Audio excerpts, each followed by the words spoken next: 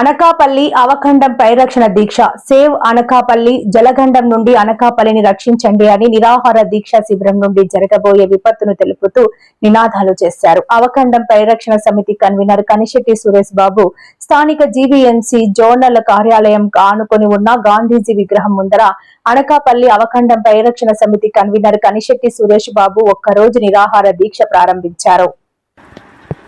ఆయనకు senior CPI నాయకులు YN భద్రం, తాకాసి వెంకట్రావు, యాదవ సంఘం నాయకులు Palla Satya Apparao, SC ST minority cell నాయకులు కంకనాల శ్రీనివాసరావు మద్దతు ప్రకటించారు.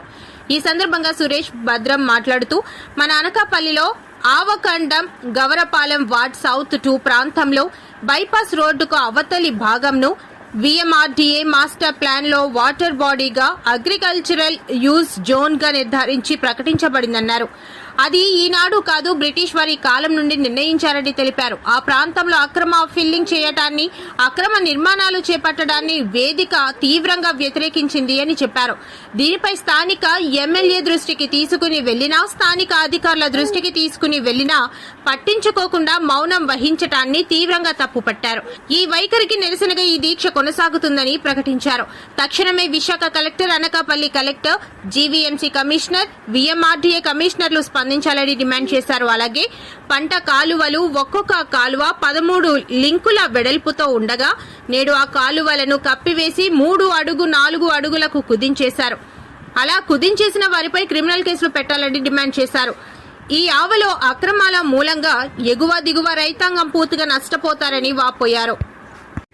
అనకాపల్లి పట్టణంలో లక్షలాది మంది ప్రాణాలు పనంగా పెట్టడానికి వందలాది ఎకరాల వ్యవసాయ భూమికి నీటి ముంపుడు, నీరు ఎద్దడి చేసేటువంటి ఈ గ్రావెల్ ఫిల్లింగ్ ఏదైతే ఉందో ఆవకండాలలో చేసేటువంటి ఆ ఫిల్లింగ్ని వెంటనే ఆపాలని చెప్పని డిమాండ్ చేస్తూ ఉన్నాం.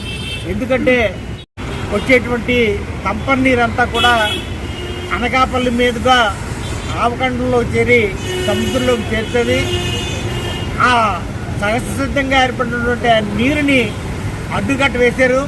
అది డ్యామ్ కట్టినట్టుగా అనకాపల్లి ఆవకండాన్ని మూసేస్తూ ఉన్నారు. చిన్నపాటి వర్షం వచ్చినా కూడా అనకాపల్లి పట్టణంలోకి నీరు నిండిపోయి ప్రాణాలు అరిచేతిలో పెట్టుకొని మేడలెక్కి ప్రభుత్వం వారు ఇచ్చినటువంటి ఆహార పొట్లాల కోసం ఎదురు చూసే పరిస్థితి. 4 రియాక్టర్లు అనకాపల్లి ఊరిని పరిరక్షించుకుందాం, అనకాపల్లిలో ఆవకండంలో జరుగుతున్న అక్రమ ఫిల్లింగ్ని వెంటనే నిలుపుదల చేయాలి అనేటువంటి నినాదాలతో ఈరోజు నిరాహార దీక్ష చేయడం అనేది జరుగుతుంది.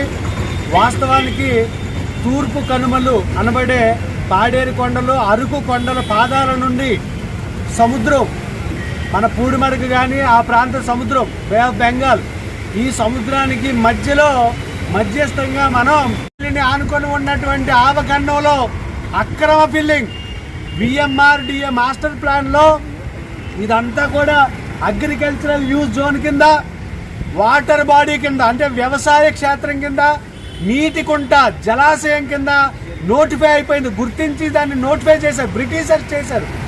అటువంటి ప్రాంతంలో కొండల్ని తవ్వేసి ఈరోజు అక్కడ బల్లపరుపుగా అనకాపల్లి ఊరికి 12 అడుగుల ఎత్తుతో కప్పేసి పడేస్తున్నారు. ఏదో ఆనకట్ట కట్టినట్టుగా ఇటు అనకాపల్లి బైపాస్ రోడ్డు దగ్గర నుండి అటు రాజుపాలెం వరకు కూడా అత్యధిక ప్రమాద స్థాయిలో జరుగుతుంది. అక్కడ కనుక వెంచర్ వెలిస్తే అదంతా కూడా గ్రావెల్తో ఫిల్లింగ్ జరిగిపోతే అనకాపల్లి ఊరు చెరువు అవుతుంది. అనకాపల్లి ఊరిని జలగండం నుండి కాపాడాలని 2016 సంవత్సరం నుండి మేము పోరాటం చేస్తున్నాం, ఆపుకున్నాం, విజయవంతం చెందాం.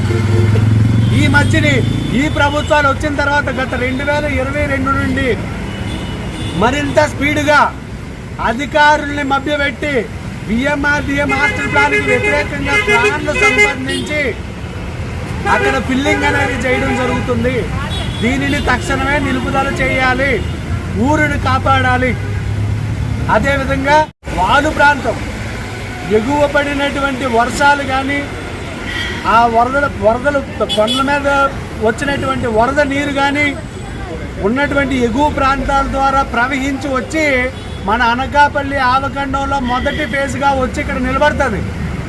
అనకాపల్లి ఆవకండం నిండిన తర్వాత తోటాడ రెగ్యులేటరీ ద్వారా కొండకర్ల ఆవా అక్కడి నుండి బంగాళాఖాతంలో నీరు కలుస్తుంది. ఇది సహజ సిద్ధముగా ఏర్పడినటువంటి దారి.